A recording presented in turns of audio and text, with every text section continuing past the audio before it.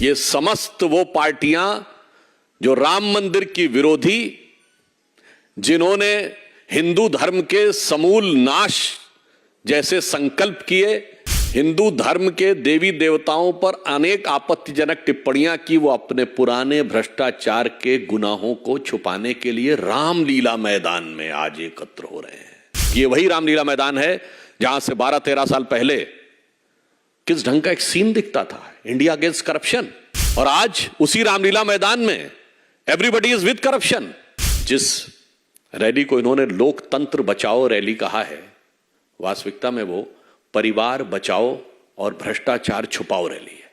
दिल्ली में आज भारत की राजनीति का एक बहुत विचित्र और विस्मयकारी दृश्य दिखने जा रहा है, क्योंकि वो लोग जो भ्रष्टाचार के विरुद्ध जिन पार्टियों को चोर और बेईमान की संज्ञा देकर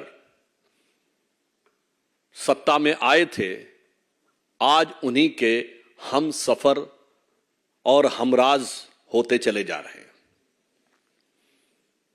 आज यह इसलिए महत्वपूर्ण है क्योंकि भारत की राजनीति में पहली बार उस राज्य में रैली हो रही है जहां का मुख्यमंत्री हिरासत से सरकार चला रहा है, और साथ देने वाले कौन कौन लोग हैं? वो पार्टियां हैं जिन पार्टियों के नेताओं का रिकॉर्ड कितना अद्भुत है। श्री लालू प्रसाद यादव जी 1997 में जेल जा चुके हैं। झारखंड मुक्ति मोर्चा के प्रमुख श्री शिबू सोरेन जी 2006 में जेल जा चुके हैं। डीएमके के नेता ए राजा और कनिमोझी 2011 में जेल जा चुके हैं, और करुणानिधि जी तो इतनी पुरानी बात हो गई है कि शायद आज की पीढ़ी को याद ही नहीं होगा, 24-25 साल पुरानी बात हो गई है। कांग्रेस के कई नेता, सुरेश कालमाणी जी जैसे नेता 2010 में जेल जा चुके हैं। समाजवादी पार्टी के नेता रहे स्वर्गीय मुलायम सिंह जी 2007 में आय से अधिक संपत्ति का मुकदमा उनके ऊपर दर्ज हो चुका था, और श्री राहुल गांधी जी और सोनिया जी जिस केस में बेल पर हैं, मुचलके पे हैं, वो 2013 में, अक्टूबर 2013 में दिल्ली हाई कोर्ट के आदेश पर हुआ था। बोफोर्स का केस 1987 में हुआ और एफआईआर 1990 में हुई।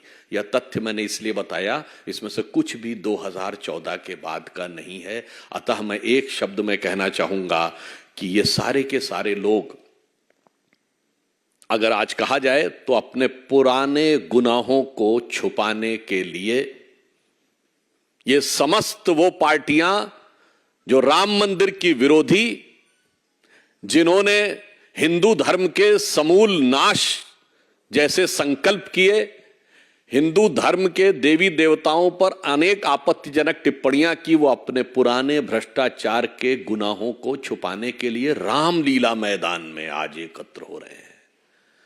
तो मुझे लगता है कि इसे यदि एक शब्द में कहा जाए तो हिंदी में एक कहावत होती है, चोरी ऊपर से सीना जोरी।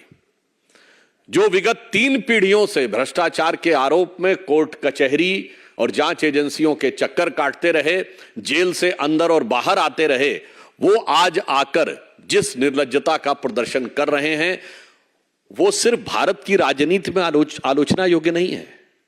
मैं दूसरा एक बिंदु कहना चाहूंगा कि ये भारत की राजनीति में विश्वसनीयता के संकट का प्रतीक है, क्योंकि ये वही रामलीला मैदान है जहां से 12-13 साल पहले किस ढंग का एक सीन दिखता था, इंडिया अगेंस्ट करप्शन, और आज उसी रामलीला मैदान में everybody is with corruption, everybody is for the cover up of the corruption. और इसलिए तब इनके गुरु अन्ना हजारे होते थे, आज लालू प्रसाद यादव जी हैं। तब जिस पार्टी के लिए अपशब्दों का प्रयोग करते थे, भारत की राजनीति में उस समय तक इन शब्दों का प्रयोग सार्वजनिक रूप से नहीं होता था, चोर और बेईमान, आज उनके साथ हैं। तो मुझे लगता है कि राजनीति में विश्वसनीयता का संकट यही है। एक तरफ हम श्री नरेंद्र मोदी जी के नेतृत्व में राजनीति में विश्वसनीयता की प्रामाणिकता के प्रतीक हैं, ये विश्वसनीयता के संकट के प्रतीक है। हमारा यह सिद्धांत है, जो कहा वो किया। इनका सिद्धांत है, जो कहा ठीक उसका उल्टा किया। और अब तो इनकी हालत वो हो गई है कि मुझे लगता है गुनाह करते करते करते करते, भ्रष्टाचार करते करते 2-3 पीढ़ियों से इन पार्टियों की स्थिति ये हो गई है कि लज्जत कभी थी, अब तो मुसीबत सी हो गई। मुझको गुनाह करने की आदत सी हो गई। अब आदत से मजबूर होकर वह इस प्रकार के कार्य कर रहे हैं। इसमें एक और मैं कहना चाहता हूं बात, वास्तविकता में जिस रैली को इन्होंने लोकतंत्र बचाओ रैली कहा है, वास्तविकता में वो परिवार बचाओ और भ्रष्टाचार छुपाओ रैली है। मैं पुनः कह रहा हूं, यह तथाकथित लोकतंत्र बचाओ रैली वास्तविकता में परिवार बचाओ भ्रष्टाचार छुपाओ रैली है, क्योंकि सभी भ्रष्टाचारी एक दूसरे का साथ देते हुए भ्रष्टाचार के भाईचारे में एक साथ हैं। और ये मैं अभी आपको बता रहा हूं, परिवारवाद के कुछ नए आयाम, परिवारवाद के कुछ नए स्वरूप, परिवारवाद का के कुछ सदस्यों का नया अन्नप्राशन होता हुआ आपको आज नजर आएगा।